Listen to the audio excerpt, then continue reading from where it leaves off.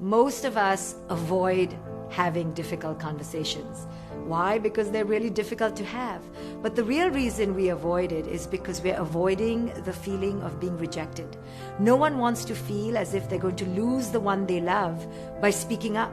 We feel scared to tell real truths in relationships and have those real, honest, raw conversations because we're afraid that the person that we love may leave us, may abandon us, or they may be so hurt themselves that they'll abandon themselves. So all of us tiptoe around having difficult conversations because we don't want to be hurt and we don't want to hurt the other.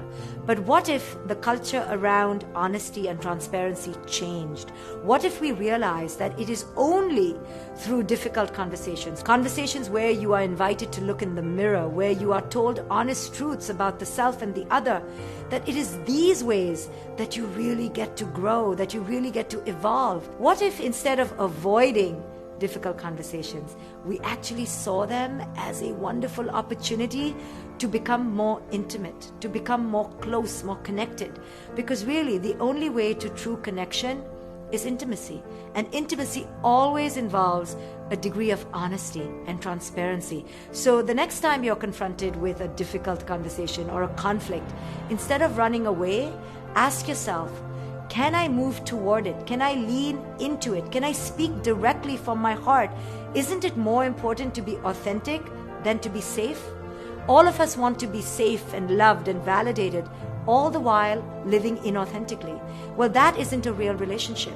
A real relationship is where you confront real truths, where you look in the mirror and look at those hard places within the self or the other without denial, without avoidance, without fear, and encourage each other to grow together. Now that is an honest, grown-up relationship.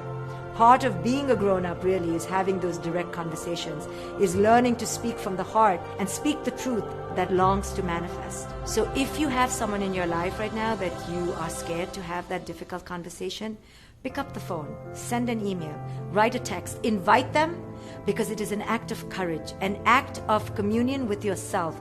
This is actually your way of showing yourself that you are brave, that you don't mind being vulnerable, and that you are now going to start showing up for your life instead of running away from your life. If you know someone who could benefit from this video, share it. And I'd love to hear your thoughts below.